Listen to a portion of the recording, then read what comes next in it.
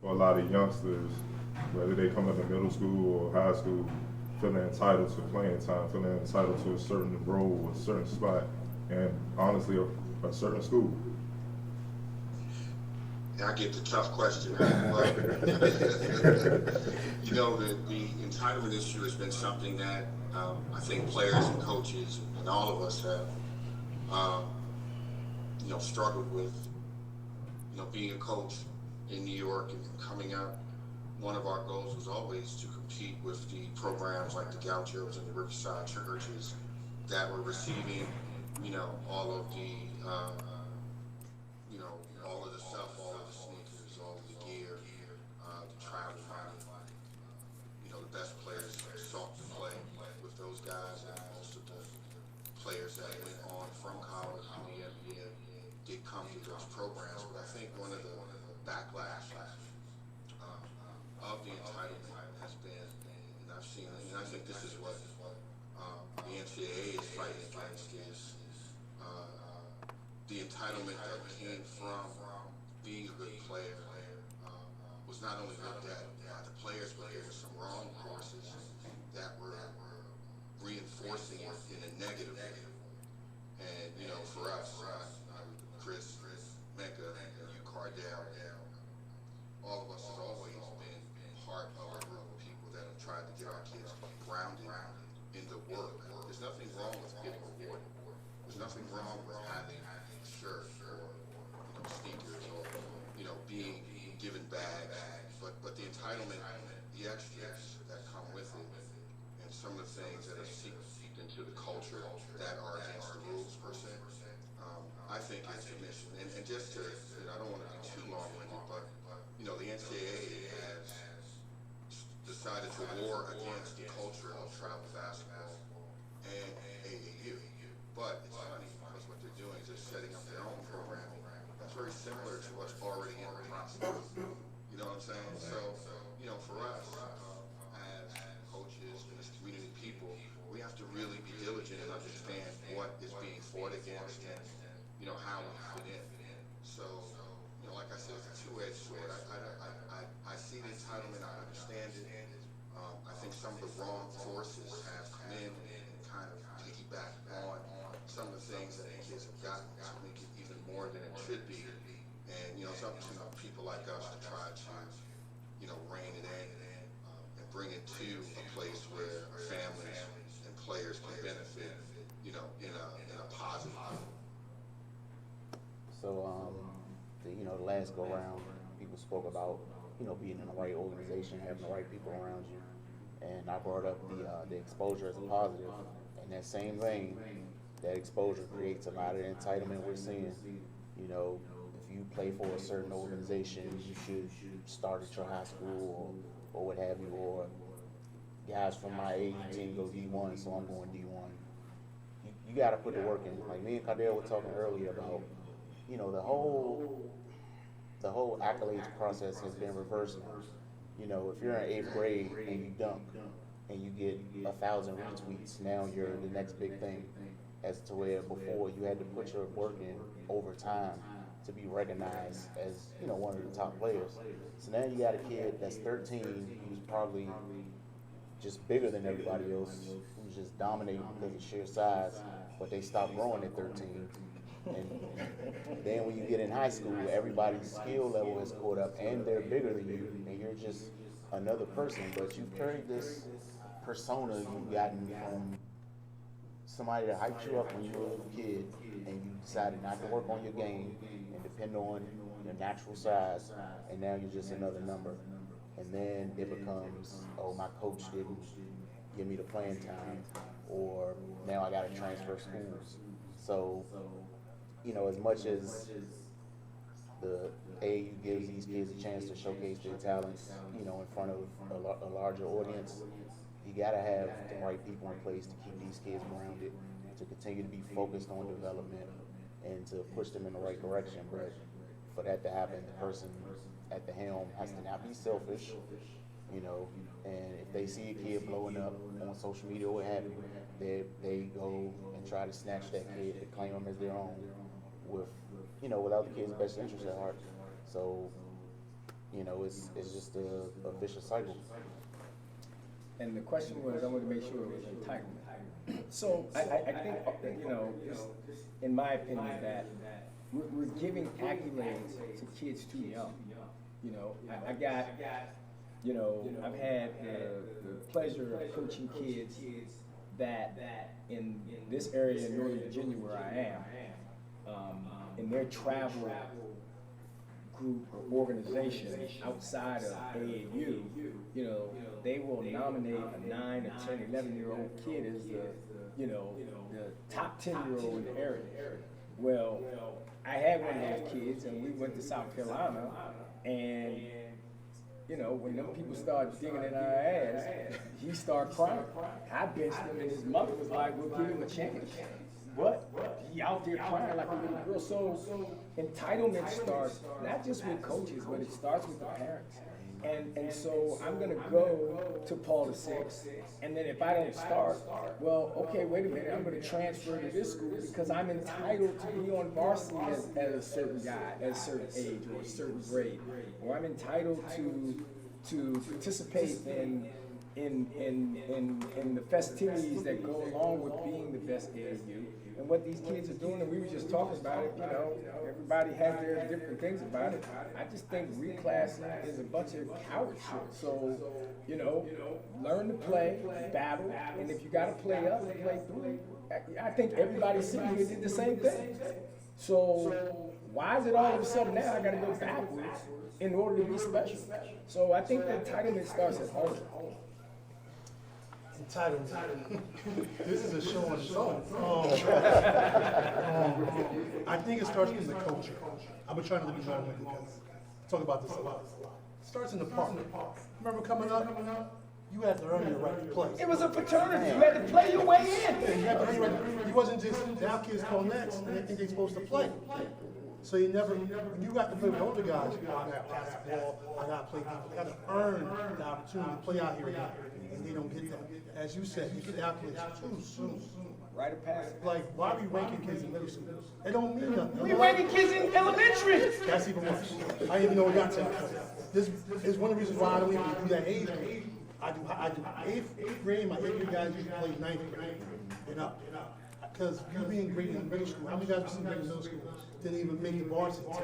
Because you're just good because you're bigger, stronger, everyone, or you're a little more skilled. What happens? Everybody eventually catches up. Because if you're small, you can dribble and shoot a little bit. You're coordinated, you already have the advantage. You know, so I think that's part of the problem. Just like we're giving kids stuff and not earning it. You know, it's this earning strength mentality is gone. It's gone. Then the next thing is levels to this. So all the kids want to compare themselves to the top 1%. The top 1%. You're not as good as this guy. You're not in the LeBron James lane. You're just not in that lane. And that's okay. Everyone's not going to the league. Everyone's not playing Division I. That's fine. You still want to get a lot out of this game. I think that's also like if I'm not in that lane and I treat it that way, then it's the coach's coach. You know, it's not, you're just not that good. And saying that like you're getting in trouble. I'm not gonna lie, Arnell hit it right on the nose. Like, this generation has changed, and it's not just the kid. The parents has changed too, you know, because that entitlement starts at home.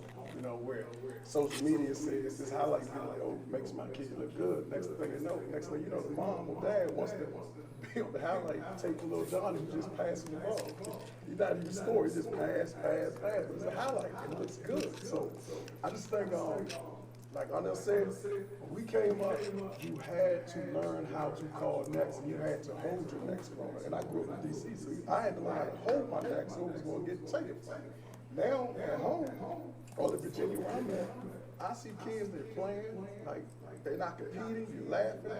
And it's just like and I'm gonna use it because it's like a softer generation of athletes. Yeah, and these parents they don't help because It's a show. yeah, if you trying to teach a kid, you know, like if you trying to coach a kid hard, you know, now the parents like, well, you know, it's our fault. It's like almost like no, it's his fault. They're not prepared for college. Yeah, now with the younger, I don't get that either. Like when you ranking these young kids, and I think also, you don't know how damaging that is to a kid who has so much so much hype as a third grader to, finally make ninth grade, and now he's not being talked about. Corey came to your school.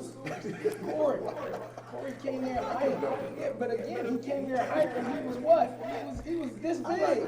He's a great basketball player. He's a great kid. He stopped growing. Yeah. And so all the hype that came with him ended when his little brother passed him in hype. You know, I mean, like. And then the coach, Love Corey. the coach that loved you when you were in 6th grade, you were the #1 ranked 6th grade in the country, and they promised to help you and see you through. Once, like y'all was talking, hit it on here earlier. Once you don't become what they thought you were, They gone. they out of there. They gone. And now where the kid at? They, You remind me something to talk about. The other problem is way too many programs. So now all these coaches hits and ass because they want the kid. So that's supposed to have oh, I'm not playing for you. Because if I go over here, I'm about to run suicide. You laugh, but I've seen that happen. I've seen kids leave programs. Oh, I don't got to come to practice. They're giving me shoes, this, that, and the third. Some of these coaches will win so bad, get that clout. I'm not worried about developing the kid. We was on our way to being ranked, and it was like, I'm coaching the kid. I'm like, wait. Oh my God. Don't bring that up because you're gonna piss me off. Do not bring that up.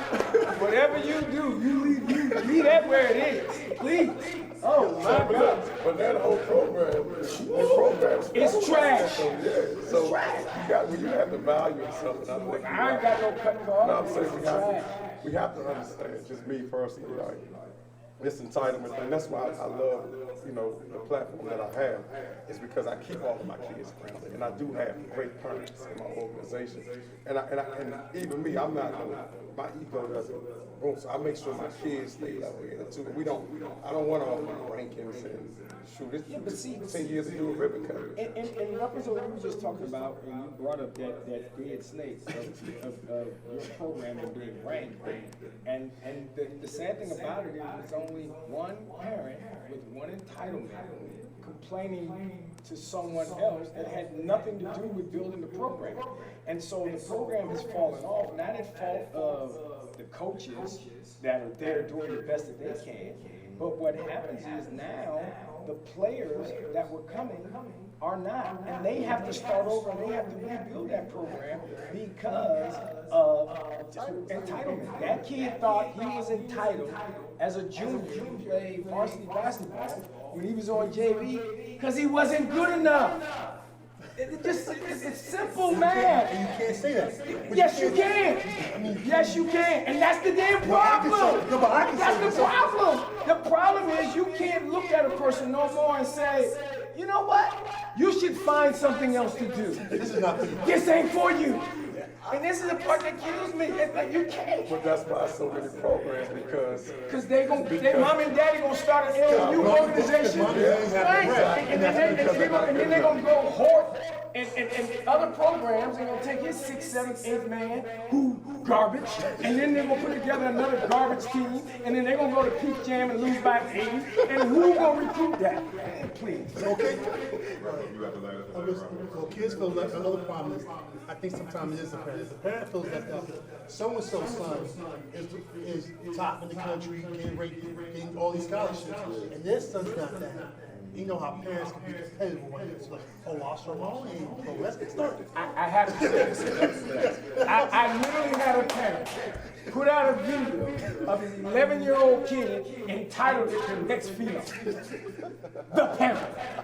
I called him and said, you don't get to label your kid a female. Ooh.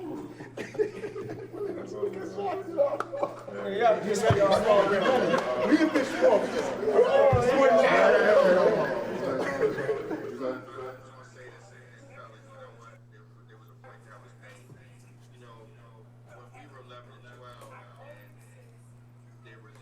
Situations where we got cut from the team, or we got, asses handed to us. There were natural mechanisms where we could just go and we could work it out. It might have been a run in the park. It might have been a run in the gym. It might have been the coach said, go down there and play with those older guys and get smacked. There was things in place that we had, or even maybe go and see, the guy that has the gym that allows you to get better.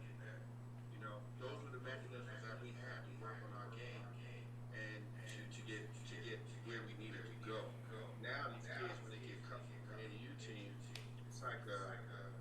it's like the end of the world. Some of the parents, they don't understand how to cope. They don't understand what to do. You know, so all these, I really like when I'm hearing all these sides of the problem. You know, there could be a solution within what you guys are doing right now. So, you know, Cardell, I appreciate you doing this because I'm hoping that you can package this up and send this to some of these parents living here. Oh, we definitely gonna see this. Yeah. Really, really. Go ahead. Personal. So when I was 14, I tried to run South Church. I was cut because I didn't know how to run plays. I was at my middle school, had the ball in my hands all the time. I was able to do whatever I wanted. So they cut me. So Kenny P was like, listen, you can play. I played against you because he was coaching at Mark Carmel. Go to the B team, learn the plays, and we'll move you up. And I have taken no offense to that. It was like, I was stating it up because I couldn't run the plays. I went to school where we didn't run plays. Kids now take that as insults.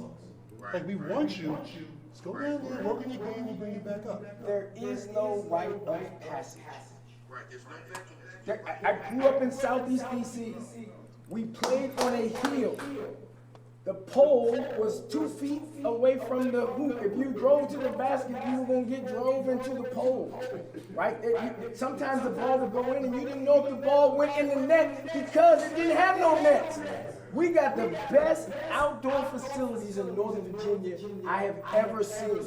And I'm asking Chris, who's in Northern Virginia, when's the last time in the spring, summer, or fall you passed and saw some dudes getting up and down playing basketball outside?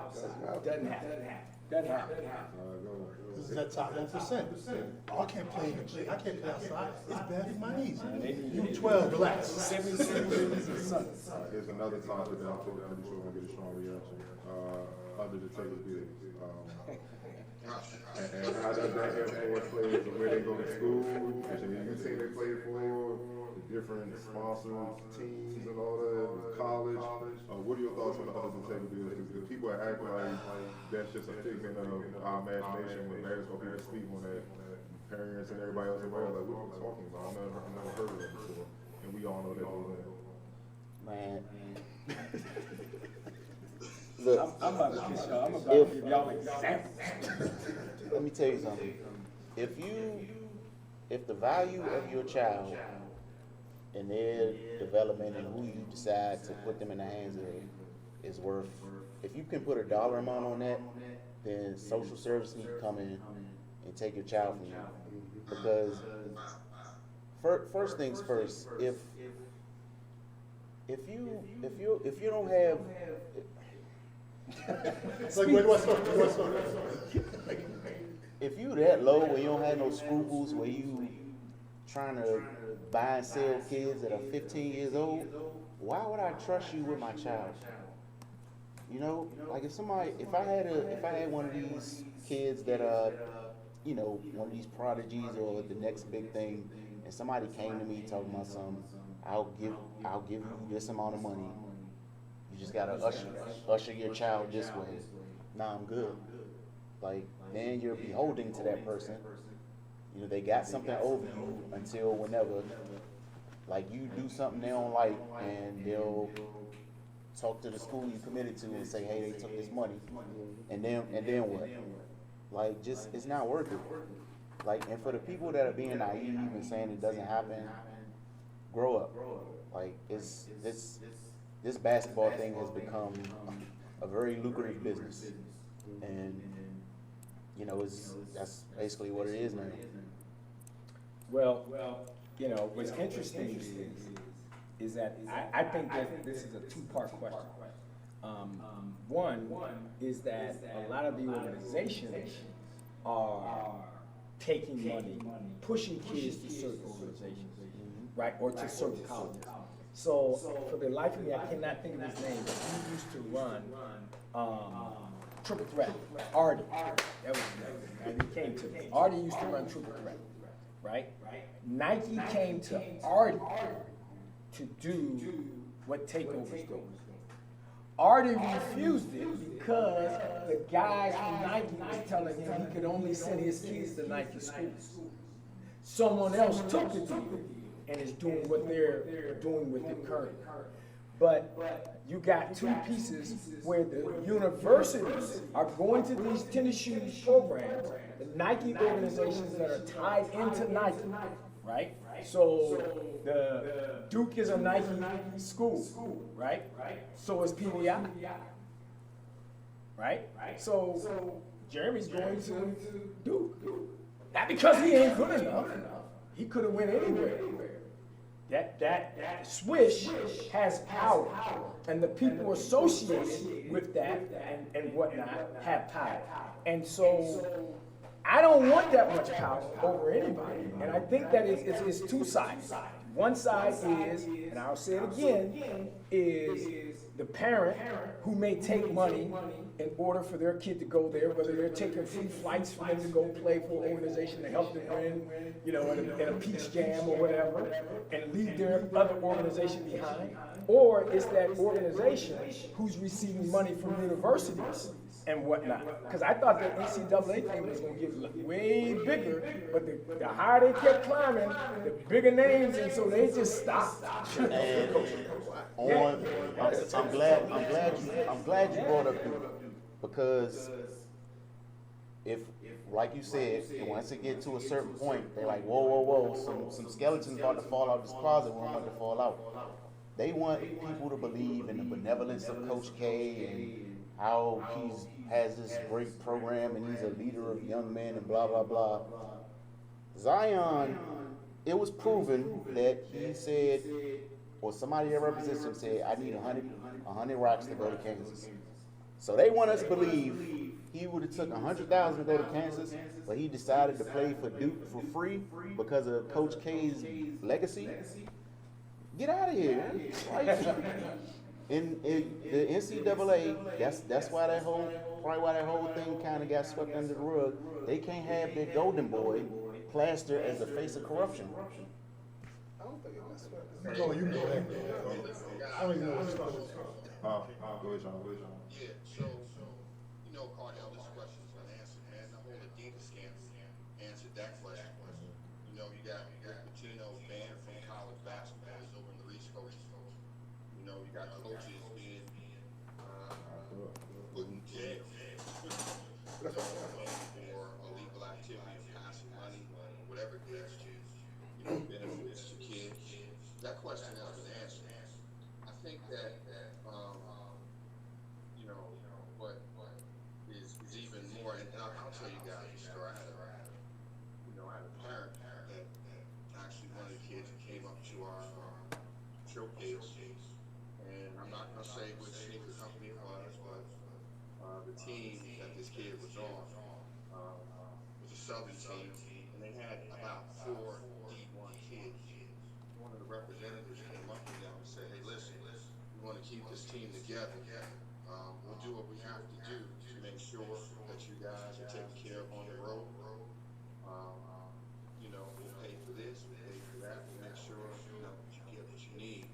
I mean, they were talking deluxe suites, you know, deluxe rental car, food, dine, and the whole nine. You know, I was talking crazy. You know what I'm saying? But here's the kicker. The guy didn't know that he was speaking to a guy who worked for a federal agency.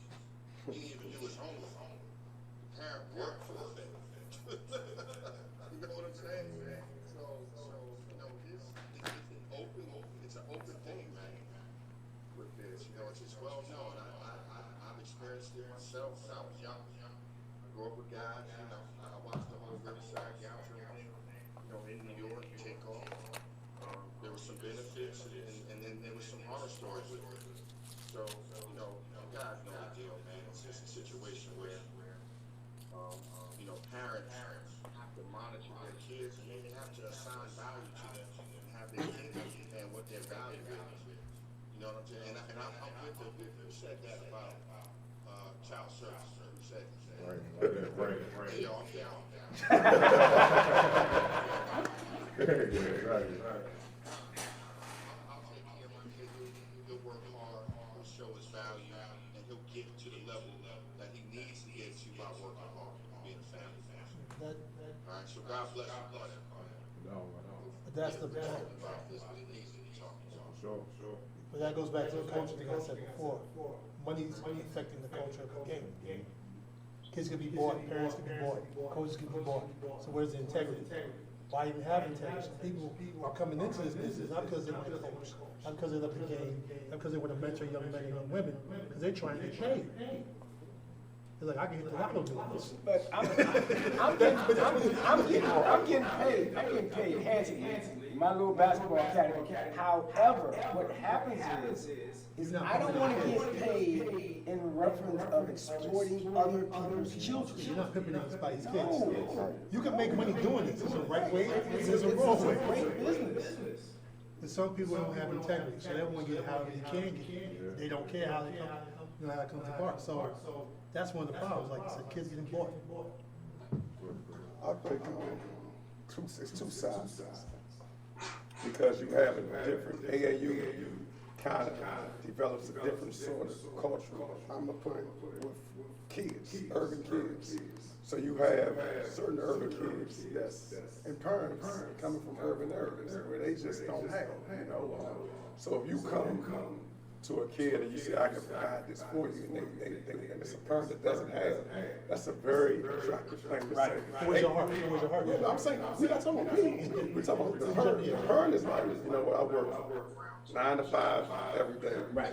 To me, $20,000 might be like, man, I know what $20,000 looks like, but to the 20,000 sitting on this table to a person who's never seen it, is going to look at $20,000 and say, I can live off this if you just play here, you play here. Yep. So that's that fact. But then my kid is going to make it in life without sports. You see, so that's how it is. You're going to make it in life. If sports, you're going to play basketball no matter what. You're in a basketball family. But I'm raising you he's in plays. He does boxing. He does a lot of different things that he reads a lot. So I'm going to have him ready for college way before somebody can come and say, hey, Chris, here's $20 for your child.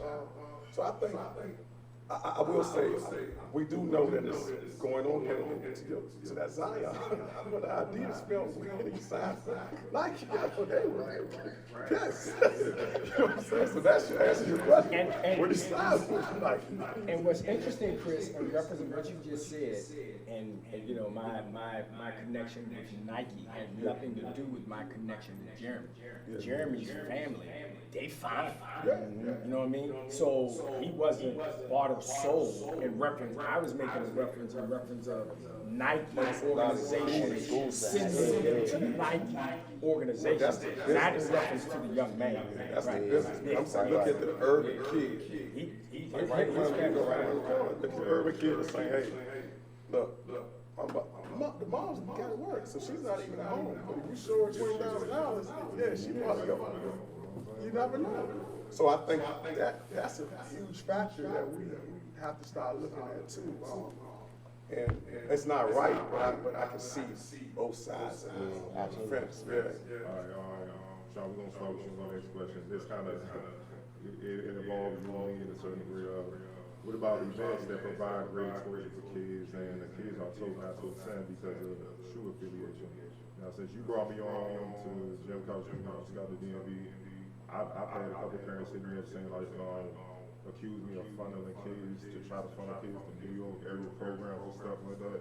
Like I've gone to people who won't let me come cover their games anymore because they think they might be the Adidas school, Arnell school, and they think I'm a Sample student. Send those players up to Jim College and I'm trying to get affiliated with like, oh yeah, I've taken L's since I was on board, and I'm trying to tell them it's not even like if it was, I wouldn't be a part of it. You know what I'm saying? And I'm like, you can't name one kid that has been in New York, that's transferred to New York from the area high school since I started 3 years ago. Not one. So, this is why I wanted to ask this question. What are your thoughts on this? Because I know with Jim Couch and Couch kids that we managed to get up there, how it's boosted their scholars, they got scholarship offers, they done got better. Had Roseville went up there, won and beat Mount Vernon and whatnot. They started off strong. They got a big matchup coming Tuesday at the Mather. Gonna shut the area down. I want you to kind of elaborate on this because he kind of hits close to home for both of them. Yeah, that's a good question, man. So, when I started Jim Couch 8 years ago, Nike approached us and they said something about how they wanted to work. And you know, we came on board because you know, I said to them, I want to do this like John Lucas does. You know, if you guys know John Lucas, he is not affiliated, but he gets all the players because you know, he's John Lucas. You know, and what John does is very much like what we're doing here. He gets a staff of mentors, he gets the parents together, and if it's not running up and down in the gym, John actually stops that and starts talking to them about recruitment, about high coaching, you know, high school coaches, JV coaches, the competition cycle, how to deal with adversity, you know, what to eat, how to rest, like John gets into the whole cycle of competition as a, you know, as a youth and growing up. And when I went down there and I talked to John, because Nike recommended me to take a look at it, and I went down there after I looked at it, I said, you know what, I want to do it like that, but I realized I was already doing it like John. You know, we had already kind of instituted a lot of the stuff that I was doing, and we added more of a training component that, you know, Arnell was really big, and we made stronger, you know, his commitment to training and conditioning. But what we wanted to do is make it a free zone. And, you know, I would say back in 2016 and 15, we were getting all the calls we were getting, all the Nike, it didn't matter, affiliation didn't matter. And I think that comes by having a reputation of respecting the tradition of basketball. Our tradition is always been Cardell Dudley Jr. You know, and now being from New York, Kennels Transit, the Riverside guys, TSA guys, they all would call me. And they would say, listen, we have some kids that need some work, and they come to your gym. So we will always have an organization that is outside of the affiliation that people trust us. So as far as the affiliation is concerned, they are very real. I've seen events that advertise, you know, they say they're coming out and they give slots to these kids, but all they want to do is advertise the event for us to not affiliated with these things. And I think going forward, as we work together, it should always be about the development of the whole kid family, you know, in the community, with the vet staff, you know, that I do. And, you know, like when Chris Rhone brought his team up, and that was a couple of years ago. I tell you what, those kids worked as hard as any team that came up. And you know, I have so much respect for those because, you know, none of those kids back then any of the drills, they turned right around and played the game. So, you know, I was very impressed with them.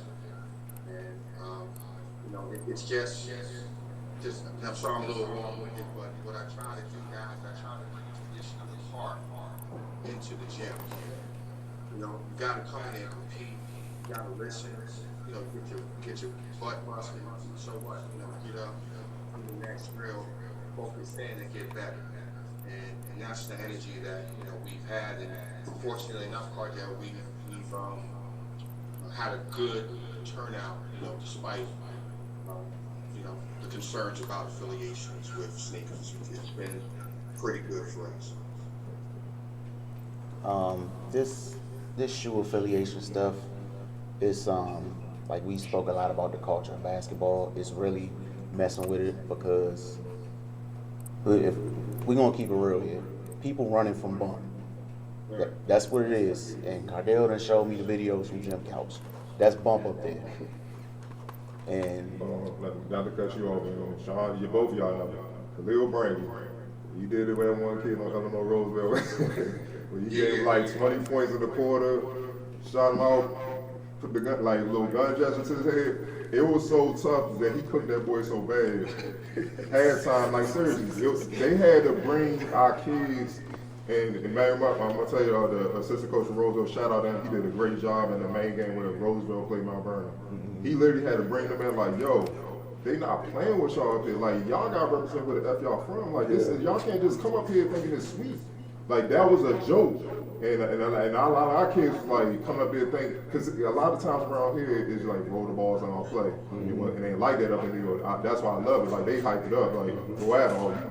You can't guard you hit, kill him. You know what I told him, right? We ain't have nobody coming in our backyard.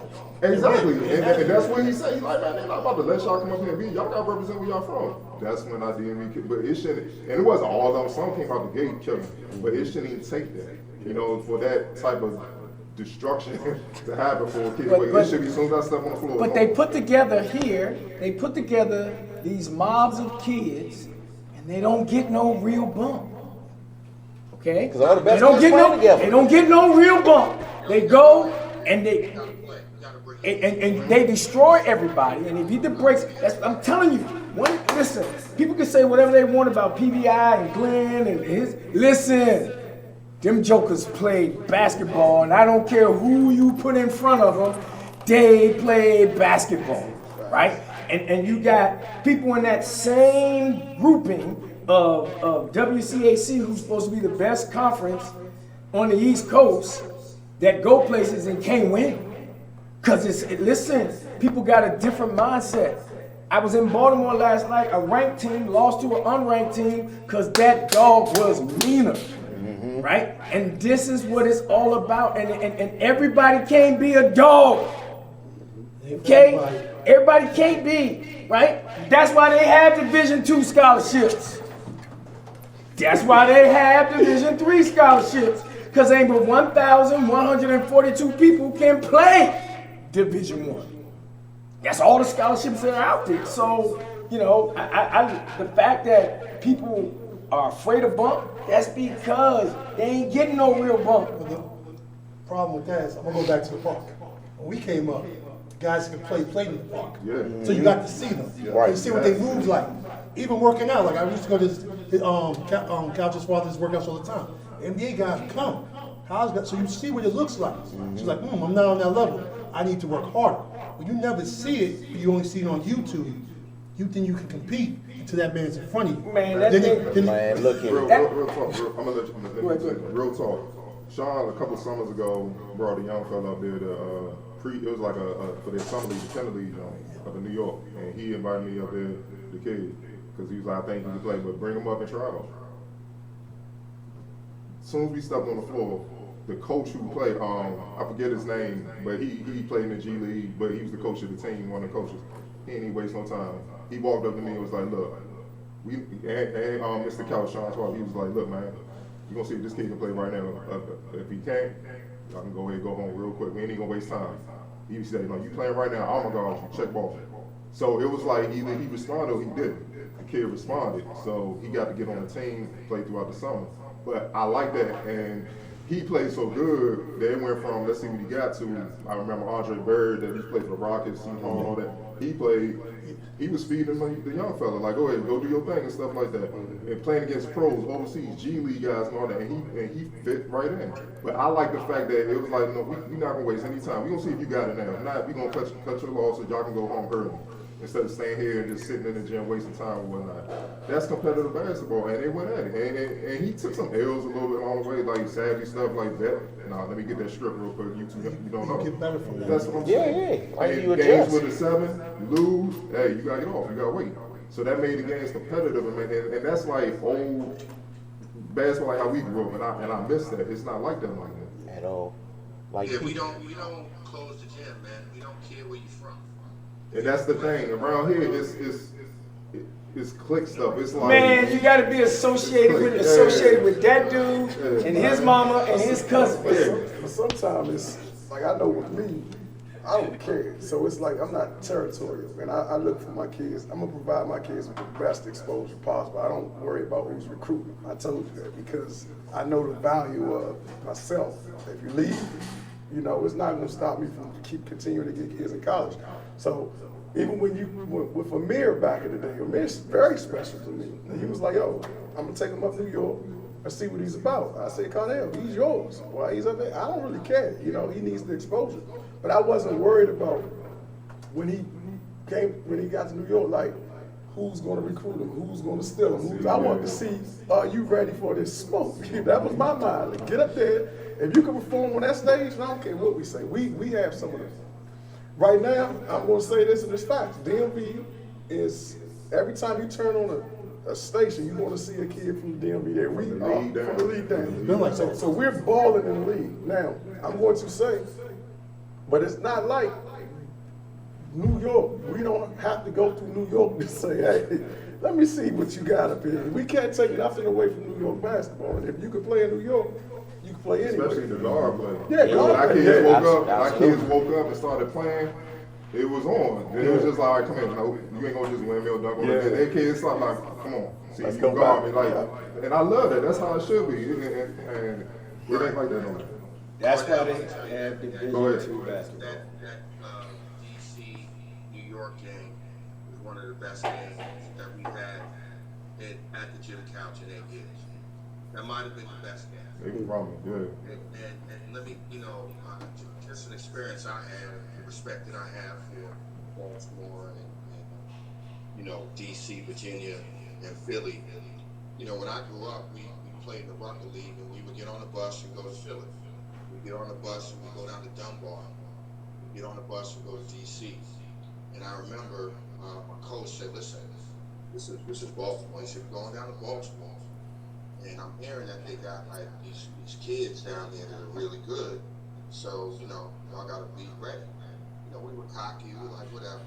It was Reggie, it was Muggsy Cole.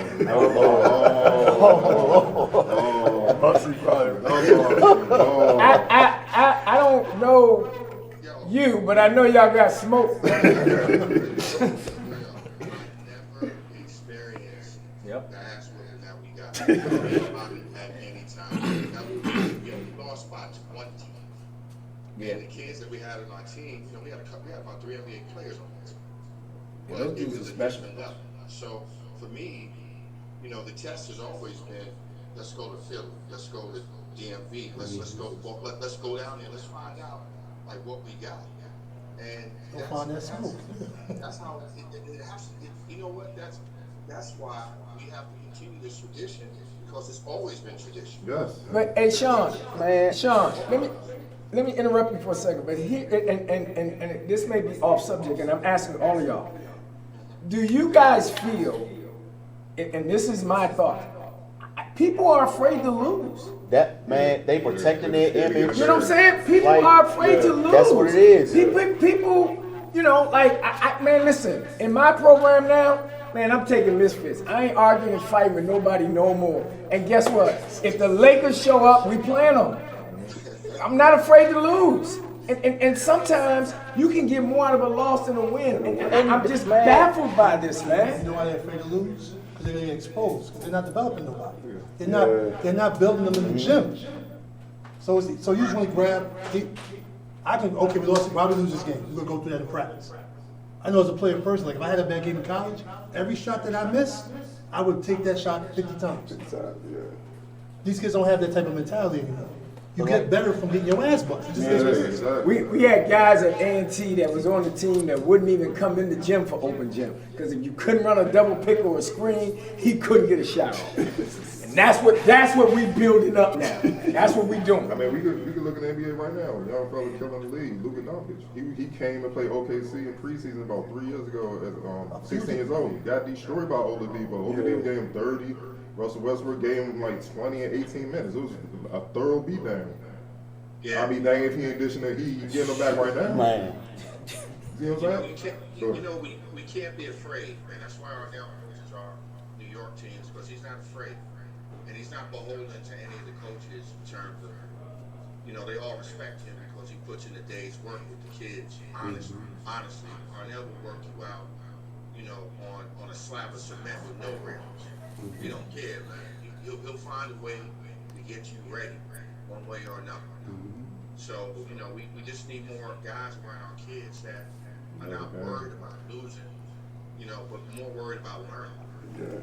Man, look here. We got one of the top Under Armour programs in the country right here, and one of the top Nike programs in the country right here. I can only remember them playing each other once. Yeah. Like, why? And, That should happen. And let's put Team Durant with it. They coming up real quick. Team Durant, like they not. They ever, I think they played takeover. They did play takeover early in the EYBL, and they beat them. They listen. Wayne's my dude, right? That's Durant's dad. They ain't afraid of nobody. They should be. And guess what? That little 8th grade team that Takeover had beat them 75 times. But every chance they got, they went and bumped with them. Because you got to have real men, not cowards, to go and hang out with these kids. And that's what it all boils down to be, man. Again, why are you afraid to lose? Because it affects your bottom line, it affects your kid possibly going somewhere else that you stole from somewhere else any damn way. It's garbage, man. Like It's Sean garbage. said, he said they used to go up 95 looking for bump. Yeah. We got bump in our backyard. And, It's, and they they try to make running it from it. exclusive. Like, even do that, man. We got to, like, I feel like you should take on all comers. Absolutely. If they not ready to destroy them, get them off the court. Then they won't even get picked up. Now a lot of pros come back on. We just want to play with the pros and all. Like, nah, how a dude gonna earn his rep? It might be a dude that never played, but he got game. He want to see what he stack up against you, and he may serve you. That goes back to that second topic, that title, that soft generation. I'm in the league, so I Think made about it. it. Everybody know the story. We all back. How LeBron blow up? He took out Lenny Lenny Cook. Cook. Yeah. ABC. Nowadays, there. he might not I have- was there. Yeah. I was Oh, there. yeah, he was your teammate. I was there. Hey. I played with Willie Cook. Hey, Yeah, look, you're right. look, again, Kirk Smith. Yeah, true. Oh, Kenny Hi- Anderson. Kenny Anderson, Calvin yeah. What did Clancy. you do? Yeah. Destroyed him. He smoked his ass, right? Calvin Clancy, yeah. He sure did. I sat right there and watched it. And this kid, from the time he was 10 years old, played with us. Oh, He played with us. He was playing in the Sugar Ray Leonard League. I was 37 years old. This kid wasn't even out of high school yet. And he was in there giving us buckets. So I'm telling you, the rite of passage has to be earned. It is not given. And so many of these people, man, they don't want that wreck, man. They don't want it. That's why I appreciated Gilbert Arenas so much. Because he used to come down. When he was He the when one he that got was his start. playing. Everybody thought it was Kevin. but Yeah, Kevin nah, came before he was young. Gilbert came down the farms by himself. I'm here. I'm in the NBA. Y'all can't do nothing with me. I'm gonna show you why I'm in the NBA. He gave him 63 and his shoes wasn't tied. But that's what you do. Everybody He has a type of mentality. Like Ron Artest is saying. Yeah. I'll go. Tell him I'm not lying. lying. He gave him 63 with Did unlaced not tie shoes. his shoes. Like, And then went to do it in the county. Went down to hoop magic. Like this- He went literally running around the area. this hibachi shit is real. But That's Kevin what he just Durant wanted to and show Gilbert y'all. Arenas, I'm going to tell you. You think about that energy, man. KD the same way. He came up here in New York. Oh yeah. He played there. Oh, and the Rock- KD just wanted to play ball. Right. Now, On, that's what they love. the lockout, That lockout was special. yeah, it was. Like, you love basketball. Yep. They love KD watching just play wanted to basketball. play. And I think that's the difference. They just wanted to play, Not man. everybody loves And basketball. it's They don't. so crazy. What was Or his love to name? compete. They love, yeah, they just love Pep. to play. Remember Pep that played? Pep Tyson? Yes. Yeah. Pep Tyson got his claim to fame when he crossed up Pinion up in Urban. My man was always tutu. Right? I used to love tutu. After gave him Oh, a shout out yeah, too. yeah. He got his thing off Yes. getting at Mike Bibby. Yes. Tutu was my man back Yes. in the day. Yes. Yeah. And New York, got pros come to Rucker Park all the time. Get cooked up. Yeah. Because they don't care who you are.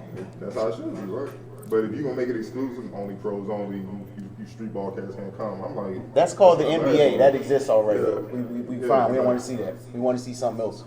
Like, The next question I want to ask you guys, we can start with you, Sean, work our way around. Can players playing on non-shoe sponsored programs truly obtain high major offers and consideration? Now, D1 high major if you're not on the shoe affiliated team or program. You know it's difficult. I think the only way to counter that would be play on a very good high school team. You know, if you're not on a major shoe, I mean the way that it works, you know, these coaches now they go out to the high schools, and then during the open periods, they only go to the major shoe, you know, the major events. They don't go to any of the smaller events. So it's like really hard for a kid if they aren't part of that network, whether it's a high-powered high school or in a conference that they can be seen and judged up against, to be recruited, on that level. So I'm saying the only counter to that would be to be with a good high school program. Yeah, I agree wholeheartedly.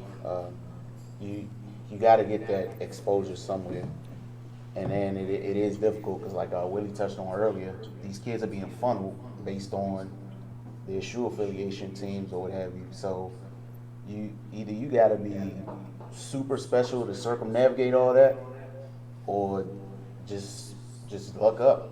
But you can't just be playing in the middle of nowhere and expect to gain that level of notoriety just because it's a lot of politics involved, as we all know, which is unfortunate because there are some kids in the middle of nowhere that are good enough to play at that level, but unfortunately they won't get that chance just because of a relationship they have or don't have. Hell no. No disrespect to either one of y'all. All right? I took my rising seniors to hoop group, and they got 4 black courts. All right? They got 35 courts, and all of the high schools is 800 teams there. Right? And only the top shoe people played on the main courts. Right? We played one game at a high school that was 30 minutes away. There wasn't no coaches there, dog. And so the opportunity have been given to the kids that are playing in the shoe areas, unless you create a video of your son and you deem him to be the next phenom, it goes viral. It's difficult. I wouldn't say it's impossible. It's difficult. One of the other problems is if you're not a sneaker team, you're gonna lose kids. That's the other problem. You're gonna lose kids. So you could be catching rec 8th, 9th grade and 10th, 11th grade. They go into this program, go into this Nike EYBL, they're playing Adidas, whatever the case may be. But I think if you do play for a strong high school, it can kind of exceed that. But you have to play for a strong high school. But I've seen situations where a kid, I won't say names, a kid played at one school, transfers, go to a school in the next pack. Now all of a sudden he's getting major D1 deals. So his game didn't change that much. He was just playing in front of the right people. So we can't know that is a thing. So it's difficult, but I don't think it's impossible. I think it's difficult. We've been fortunate to do it, with like an educator who was playing at Vanderbilt.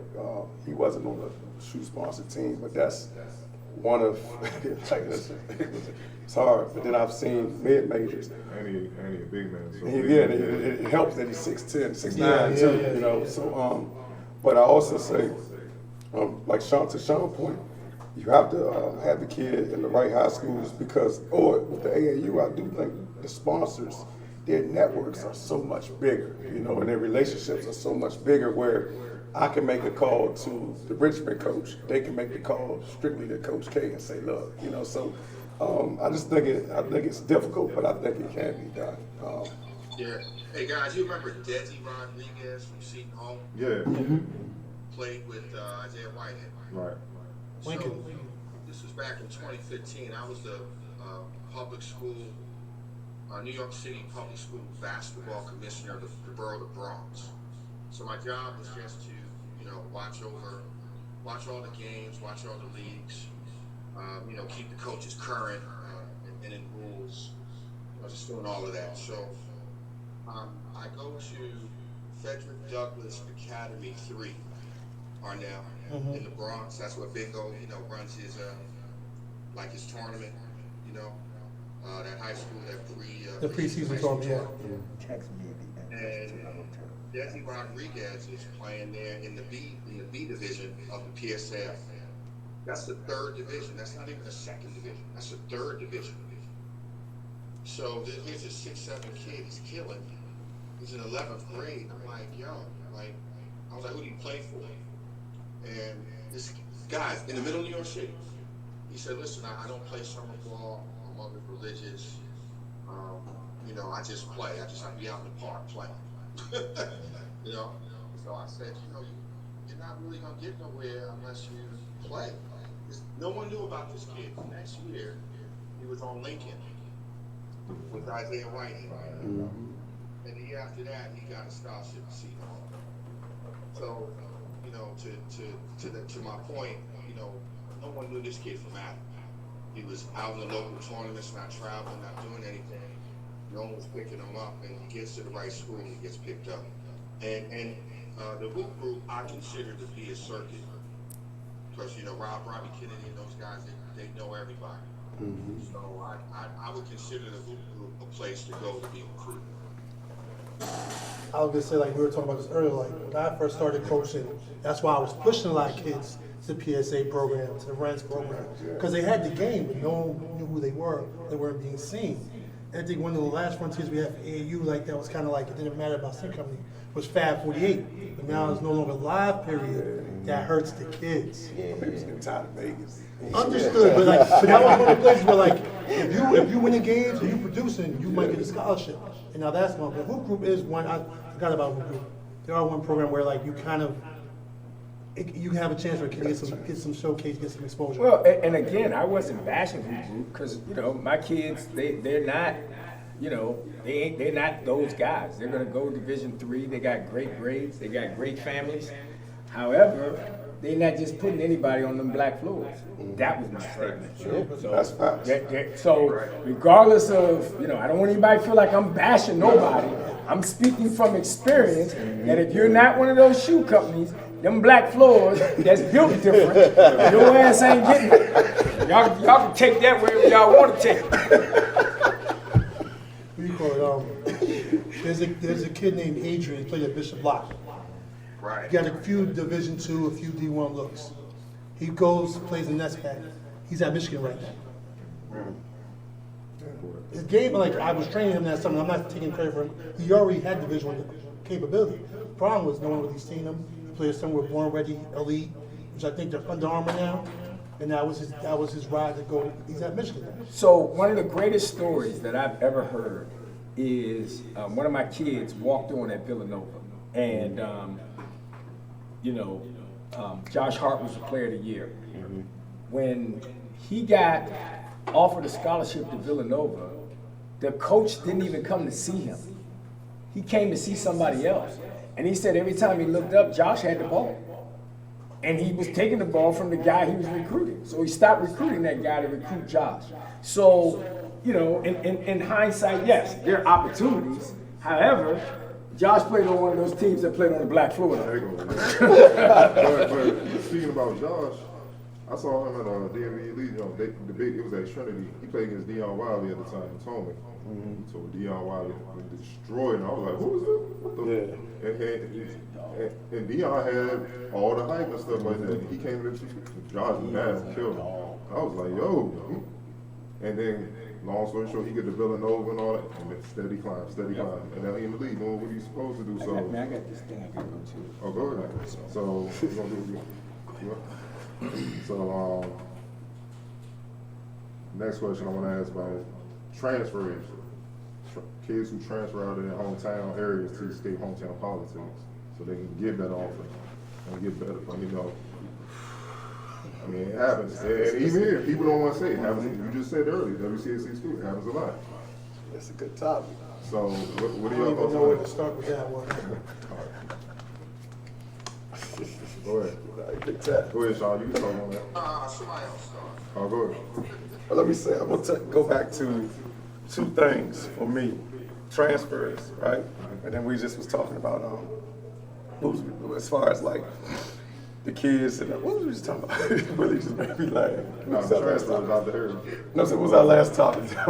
Really great. Oh, Can Ted. you get how many offers? Oh yeah, my fault. So look, so with me, I'm in a town where I know what it takes to get a kid to college.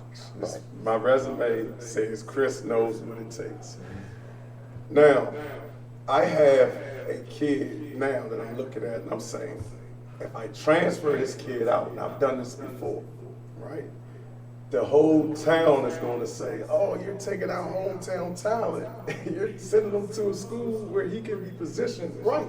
So it's almost like they're holding the kid back for this high school, public school fame to say, we can win. All right, but you can win. But if you're not winning those states and you're not, and coach is not walking in your gym, you're holding this special talent back. So, with the transfer thing, sometimes I think a kid like myself, I want kids to transfer out because we can position them. But I'm getting caught with so much flack on that, that it's like, yo, well, stay there then.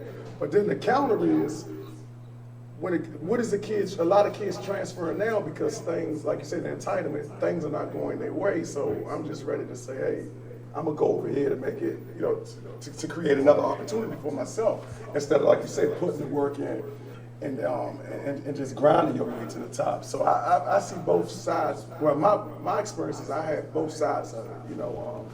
Do I like kids transferring? No. But if a school's holding a kid back and they come to me, I'm gonna tell that parent, I'm gonna educate that parent and tell them, look, you have to get your kid out of this school if you expect for him. If he has dreams of playing college basketball, he's not going to get it here, in this situation that he's in. And that's not to bash high schools either, but you have those special talents that come along. Okay. Well, to me, I get a lot of flack for this in New York City. I'm gonna do what's best for the kid. Yeah. I can give a damn about your program. I'm just keeping it 100. So if this kid's leaving, it's best for him, for his dream and his opportunities, and he has a legitimate chance of playing on that level, then he needs to go. You got to go. The problem is people think I'm a handler. I'm not going to school getting his transcript. Kids come to me, hey, what should I do?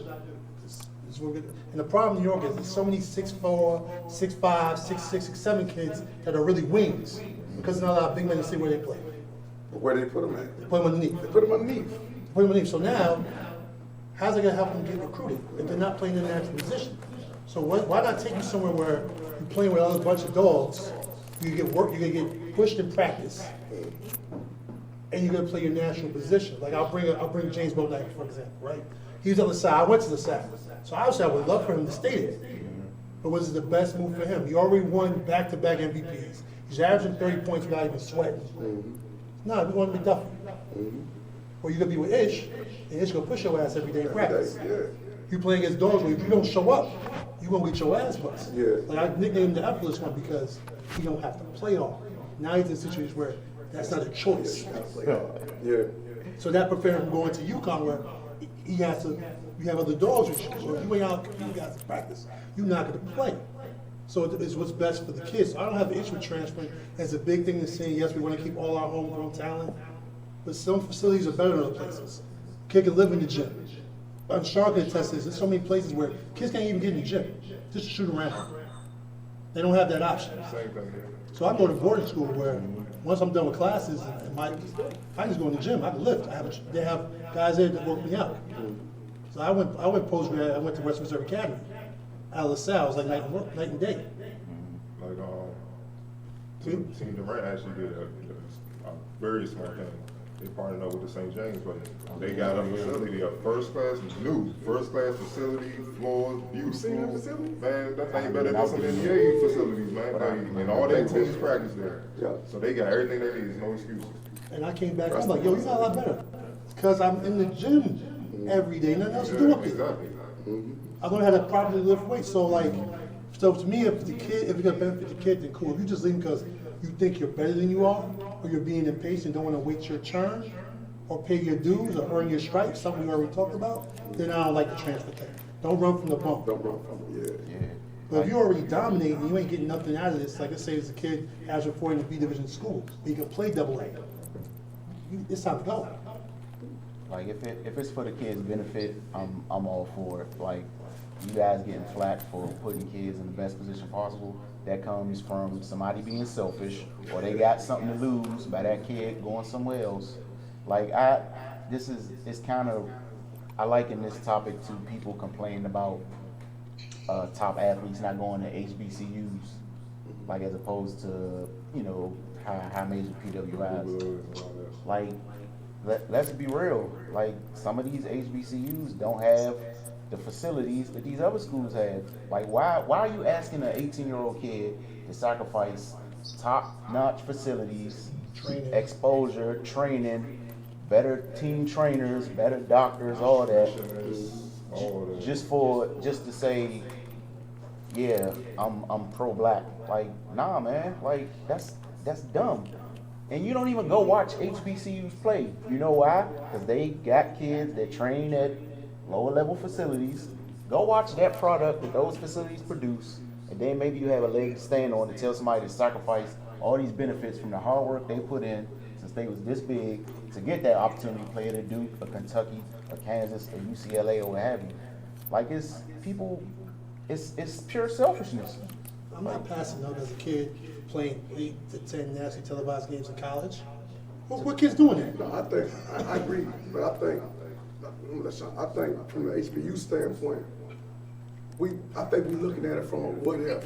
If we do have a Zion Williamson signed with Howard, it might open up an entire platform of now having the HBCU playing on national television, so that will bring more money.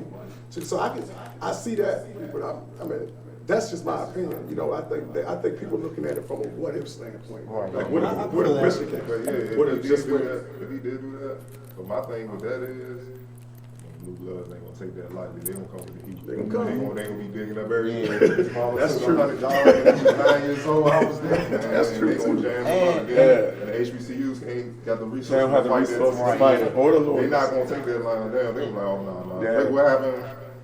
I mean, certain recruits don't go to certain schools now. I mean, all of a sudden violations. Like what? That's the part of it nobody's thinking about too. So that's my Like, thing. They gonna come after me. it's a lot that goes with that, Yeah. and that's a lot of pressure to put on the child. Like, I know we kind of got off topic going into this HBCU hang, but that's a lot of pressure to put on the child in that position. Like, you're 18, you're still a child in my eyes. Yeah. Like, so you can't expect them to, like, why are we? And Why are we treating kids like adults? That's what we want to say. but I'm gonna get real personal right here. A lot of these HBCU coaches don't do their due diligence. Like, why are you complaining about Zion going to your school? Zion's not going there. Let it go. But there's a lot of other kids you can get if you get off your high horse and go out there and recruit and pound the pavement. They will come to your schools. Go get the kids you can get. Open at North Carolina Central. I mean, he got that team in the tournament every year. He getting those guys. He getting guys from gymnastics, guys that may transfer, went to bigger schools and pan out. Who come here, they thriving. He can coach his butt off. So it's just about, and he acknowledges we don't have the same resources, but I know he's respected by Coach K, all Tobacco Road, Ward Williams, all that. Absolutely. He's down there. He's mentioned in the same breath. That's what it takes. And to go back to the coaching with you, like you said, you got like 6'7", their wings, but they're playing power forward in the center or whatnot. But to me, that goes back to coaching because we just saw it around ourselves documentary. When Lamar hit that growth spurt, he was still running point, right? You see what I'm saying? Like it catered to your But there's skill other set. tall guys on that. That was when, like, that was, I call like the end of the golden era in New York City. I think it's starting to come back. Where like the Cavs schools they had other guys that were big. So he could play his net. Rhone played on the wing at the South. Right. Rhone wasn't playing power forward. There was someone 6'8", someone 6'9". But you go to what these other kids are playing where they, like the kid I just mentioned, Adrian, he's 6'6", playing power forward. Right. No one knew he could shoot. Because he's being a good kid. I'm gonna do what you asked me to do. So no one saw that part of his game. No one saw he could put the ball on the floor. And that hurts a lot of kids. Go ahead, Sean. Oh, it's my turn? Yeah.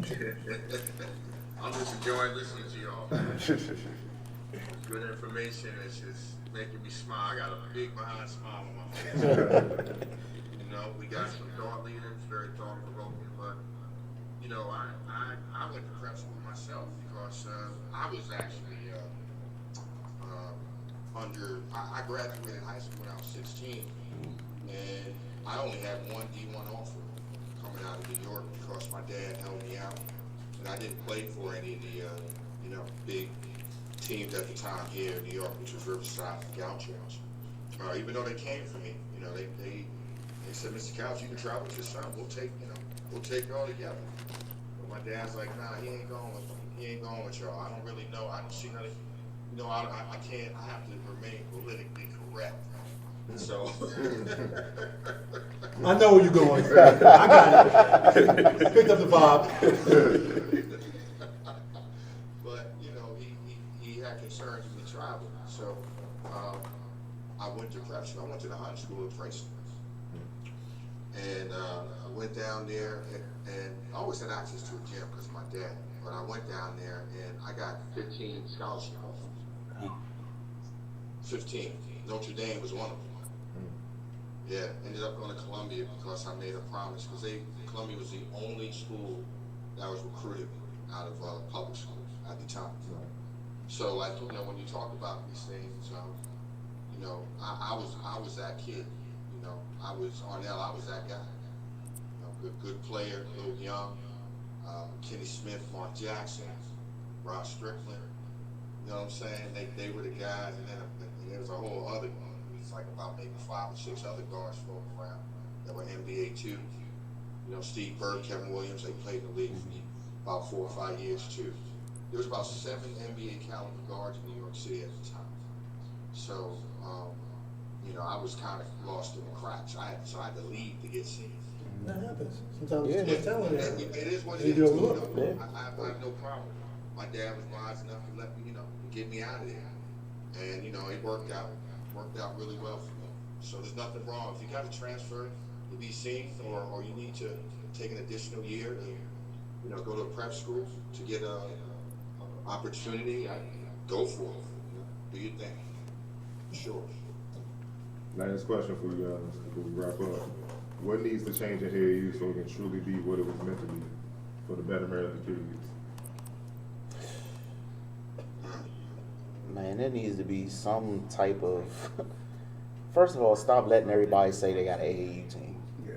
Like, but when another conversation we had before we got on, when we was coming up, AAU meant something. Like, you had teams with DeMar Johnson, Keith Bogans, Brian Chase, I bring up that name. and James White on the same team. You have to smoke this one. So like, yeah, man. So like, you know, you had it meant something. Now you just go online and get some pennies and throw some numbers on them and say you got an AAU team. So it's that AAU used to mean you were a D1 college guy. potential. Not Yeah. even D1, well, when it first started, but Yeah. like when I came out, it kind of changed more. It expanded a little bit more, but Yeah. like we couldn't beat the Southern Blue Williams. Like those were the teams. Right. And Team Mello, I mean not Team Mello, but what was the jump called? B-More Elite up in Baltimore with Mello and all those guys played. Those were the 3 teams like everybody else was chasing. But it wasn't that many AAU teams. You either had a trial or they recruited you. But it's like I went to college, then I was preparing for overseas, and I was like blew out my knee. Then I got back into coaching. It's like 30 AAU teams in the city. I'm living in Bowie. I'm like, what? Town. It's Bowie, then it's North Bowie, then it's South Bowie, and West Bowie. Like, what are you talking about?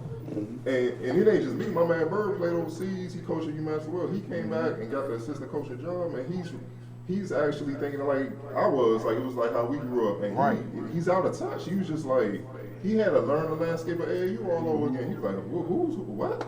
All these teams, like what's going on? And he total 360, and it changed that quick, Real quick. And I think social media kind of Ushered that in. What you about know, the dads? It was just say, oh, my son ain't make it. And start a team.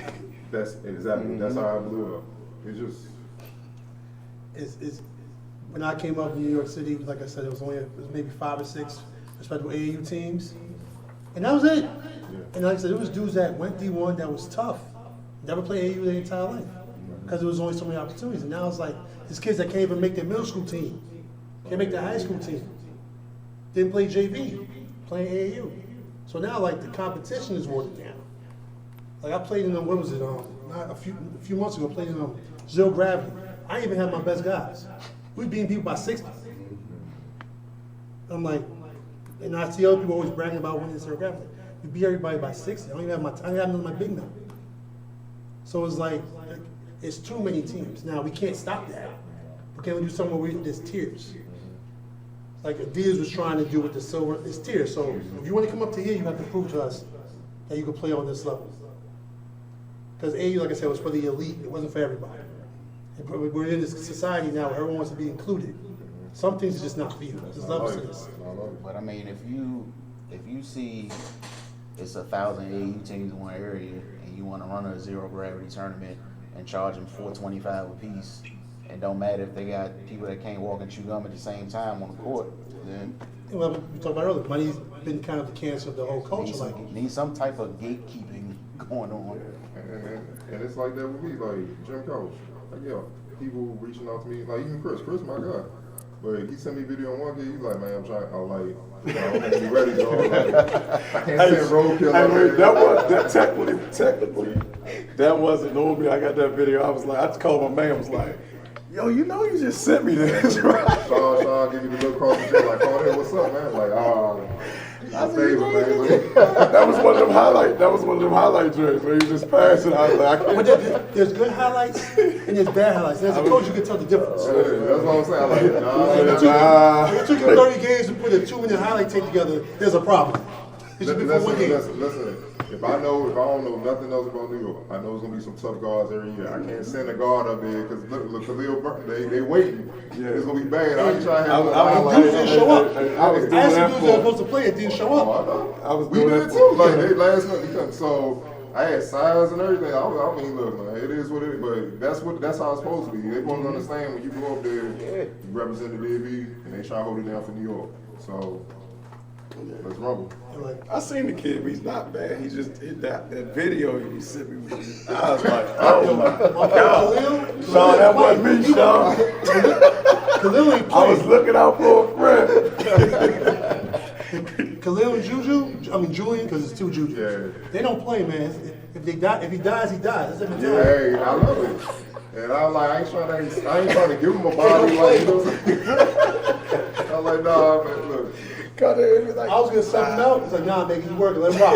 Nah, they either want to respond. I mean, and then you know, Lumi from Eleanor Rosa, he's like, he had to tell young boy like, nah, they had to be like, nah, we gotta save you, dog. Like, sit down a little bit. And he was hurt. He was on this stuff, but that's basketball. Yeah, facts. But he's gonna be better for it this season as they go along. So Because I'm motivated to work. exactly. So go ahead, Sean. You know something? Yeah, I just to get back to the question of AAU basketball, I think, you know, there's a difference between, you know, what Arnell is doing with his team, Team Mega, because it's beyond AAU. Like his program is elite. You know, it's approaching a place where it should be considered with, you know, the Team Mellows and the PSA Cardinals, and it should be a part of that process. I don't know if that's what you're building to, but that's what it should. But I think we have to. I don't know. I can't speak for you. That's the goal. I mean, the funding's been an issue. That's the goal, because like I said, and you know this, I've been funding, fueling all these AAU programs for how many years now? I'm training their kids, I'm giving them kids, I'm pushing kids to their programs. Like, why don't I just do that for myself? So now I'm in a better position to help the kids that may not be the 4 or 5 star recruit, the 3s and the 2s, that have that potential but just need to be seen and showcased. Right. So what the NCAA is doing now is they're trying to get people like Arnell and Chris to send their kids to these open period camps that they're having, that have taken away the Las Vegas stuff. You know, so that's been the move. So now, you know, the coaches are not there. They're at these, you know, big multi-regional events. And guys, the kids that they're selecting are not really that good. You know, like the majority of them are not as good as, you know, some of the guys that you work with. And then a lot of the coaches are just saying, listen, you don't really need to go to that. Exactly. You know, for whatever reason. So, you know, I did my scouting on the event, and there's a couple of things that are wrong. You know, you have college coaches there that are bashing AU. Then they're talking about eating right, you know, training right, and then the kids go and have hot dogs and gambling. You know what I'm saying? And then, you know, they're talking about having, you know, there's like certain things that you have to do, protocol with your coaches, And like these are college guys who are numbers oriented guys. They're analytic guys. You know, and there's nothing wrong with numbers. Like if Arnell sat down with y'all, I challenge any of y'all, talk numbers with that guy. That guy will talk you around and through or whatever. Arnell understands the numbers like no other guy, you know, and that's good. But there's also a part of the equation, guys, where a grown man that has to be an uncle, a father, or a motivator has to get in front of these kids and tell them how to be men and how to be responsible and how to work. And that was always the beauty of good programs in Philly, in Baltimore, in New York. There was this one dude or two guys, even three, that were like, yo, listen, you have to do X, Y, Z, and you have to respect the coach. And the kids would come, they'd be a little wild, they had a little street in them, but 9 times out of 10, these kids were built to, and pressurized, you know what I'm saying, to win games, to understand how to carry themselves on the court, and we're being taught how to be men off the court. You know, and for us as a group here, like as I call it, with a board here, right? Like I'm thinking that one of the places where we can really make a difference is with the NCAA. And I don't know how y'all feel about the NCAA, but right now they don't understand what they're doing, what they're canning right now. It's haphazard. There's no form or reason to it. It doesn't make any sense right now. But Chris, real quick, how do they not understand? How do they not understand when they have former all-time legends like a Grant Hill or people supposedly David Robinson associated with it? That's what's confusing me. They're too far removed from it. To be honest. Well, I'm sorry. That's. I'm not trying to be Christian. Go ahead. Go ahead, Sean. Oh, okay. No, I'm just saying that, you know, while those guys understand the process, they're kind of removed from, I think, the nature of, you know, the younger dynamic now. You know, they're not there with the high school coaches, they're not there with the AAU coaches. You know, and I understand that they want to teach, you know, the Admiral, Grant Hill, I mean, these are stand-up guys. They're, you know, professional. They have the decorum. They speak well. They represent everything that we want our children to, you know, be like, look like, and have an opportunity to be. But at the same time, in the trenches, you need individuals that can relate to them, can talk their talk, you know, and not only talk the numbers, but also talk the process with them. You know, those guys are guys that come in and kind of talk about their experiences and try to relate to the kids. All right, I watch kids not relate to guys like that. Sometimes they don't even relate to me. You know, and I'm in the trenches, so I just think that there's a better way for it to be done. You know, where there's a more organic process, and you have individuals who are more motivators, and that understand how to keep the kids dignified, keep them, keep their personalities, keep their edge, but at the same time be respectful. You know what I'm saying? Yep. Yeah, we want our kids to be dogs at the end of this, you know, and represent our communities and our programming and our work. Sure.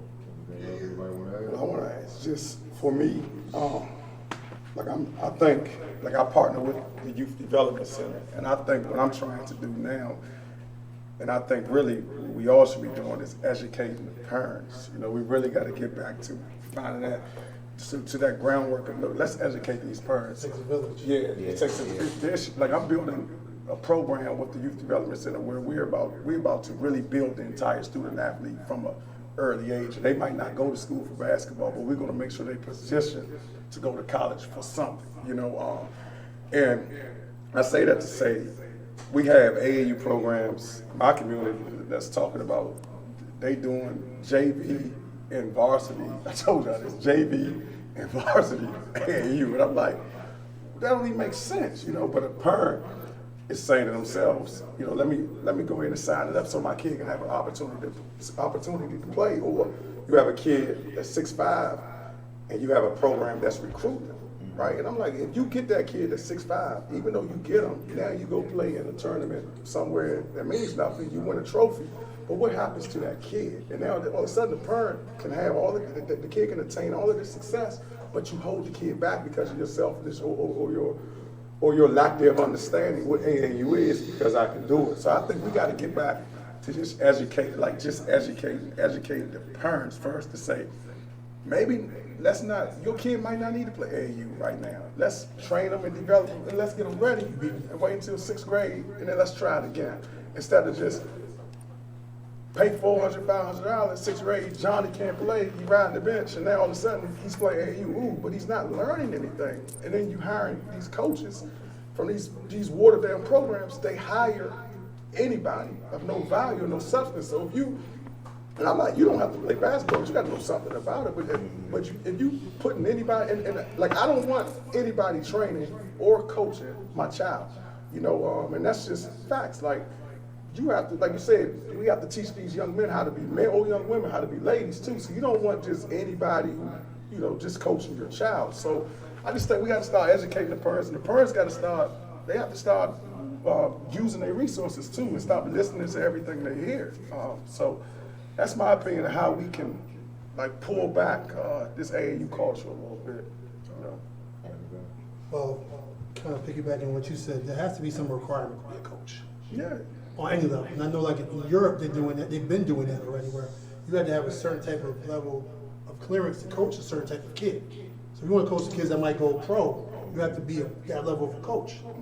Like you can't even talk to a kid, like that's how it is over there. The problem is anyone here is just coaching because a lot of people are just doing it for clout or to be down to be in the mix, not because they really want to do this.